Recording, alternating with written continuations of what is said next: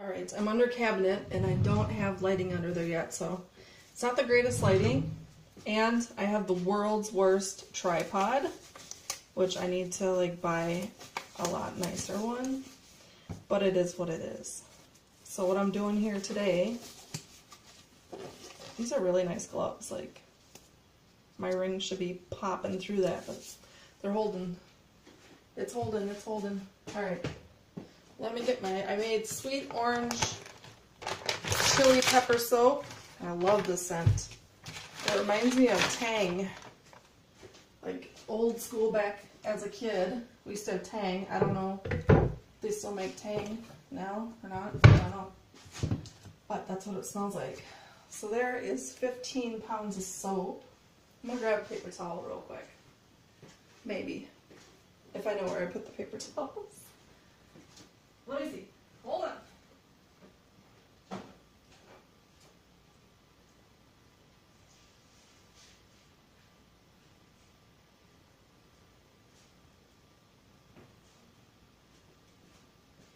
Now, I think somebody walked off with my paper towels. That's somebody being a husband. And that's not going to name names, but you know. Alright. Clear off these strings so we don't get any drag in here. Push it through here. And they are sliced up. Alright, I'm going to move you down here. Clean up all this paper. So then you can get the next perspective of the cutting.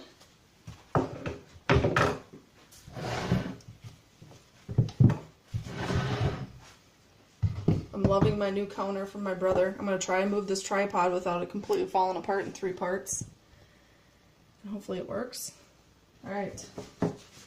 Stay and be good. This is about, I don't know, 2 days old. It's still a little bit damp. But firm enough to, I'm going to take a little end piece off here because I'm going to make some samples out of that. But firm enough to cut and lift. So, I gotta find myself an empty tray here. Start putting these in. This was my agave lime soap that I added some rose petals on top. So these are ready to be packaged. That over there. And then I've been using these awesome restaurant trays. These holes here are great for airflow when they're in the drying racks. So, what I'm going to do is try to find another surface. It's always a problem finding enough room. Okay, set that over there. So then I can just load these up in the trays as I cut it. I like to wipe in between because I'm not really fond of drag marks. And the drag marks you can get if you have buildup of soap on the string here. So I wipe it so that I don't get these, you'll see groove lines on there. And I'm pretty anal about my soap and its appearance. So I don't like drag lines. Some other people, doesn't bother them. Me it does. So I always wipe. I just keep the paper towel in my hand. It goes quickly enough. So this is my single bar cutter that my brother made. And I also have a multi-bar cutter, which I'm going to move on to right now. When he made this single bar, or this multi-bar cutter, I believe I was making only 2-pound loaves at the time. So I kind of had to do some of these single cuts with this cutter and then go on to the multi-bar, which I don't mind. I don't mind any of that. Let me move that out of there so you can see better. Here's the multi-bar cutter. Oh, and this loaf is going to be a little bit too wide for that. So, sometimes that happens. I'm not sure why, but it does, even though my mold sizes are standard. I'm just going to have to cut this one. We'll see if the next one will go through. It just got a little bit too wide.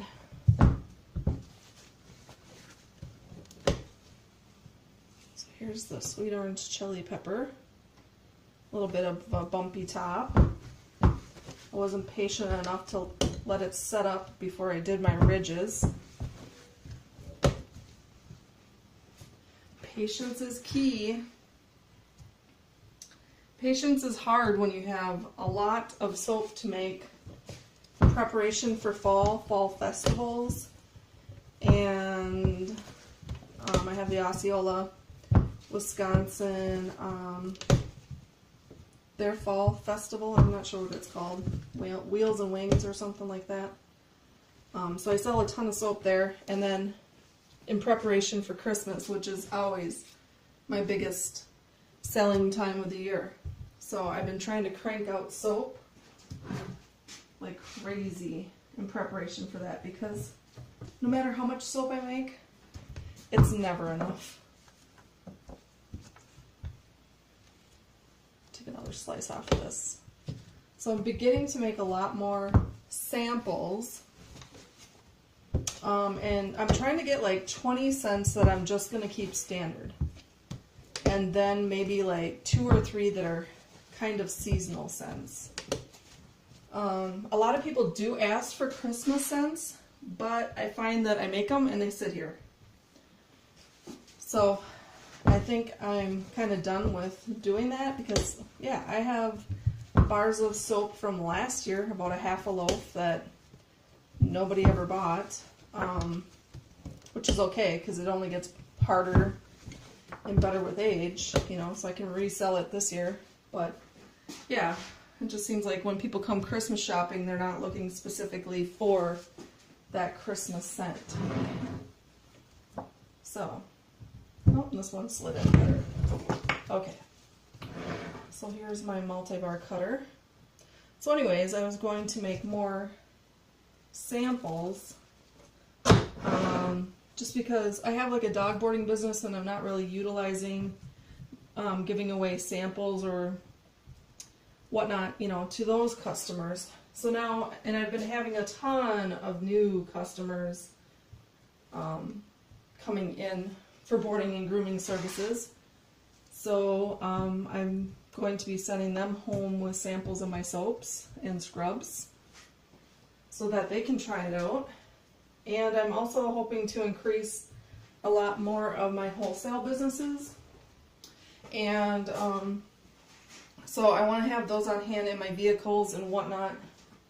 So when I'm traveling and I come across a place, I can just have the sample to hand out, or I can mail out or whatnot. So I'm keeping a lot of end pieces from the bars that I'm going to keep standard in our line, and then they can try them out and see if they like them. I'll show you one of my samples here.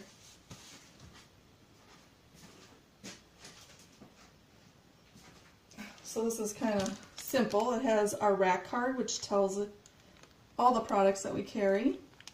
And then I have little samples, jars of our different scrubs, and then also a soap sample in there.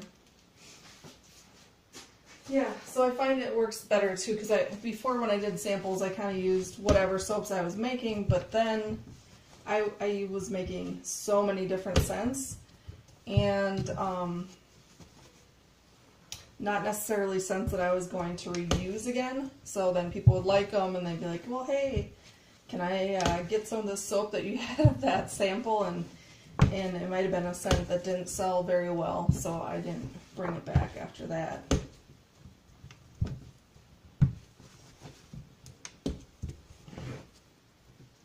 Just realize you're kind of out of camera here, so back it up.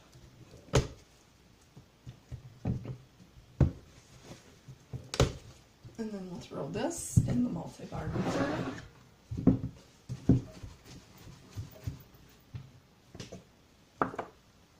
A lot of times, almost all of the time, I don't ever use a full bar of soap for myself and my family in the house.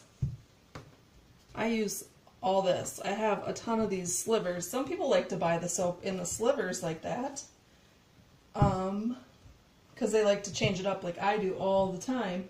but it's also nice for like kids because they're so wasteful. No matter how many conversations you have about not being wasteful with soap.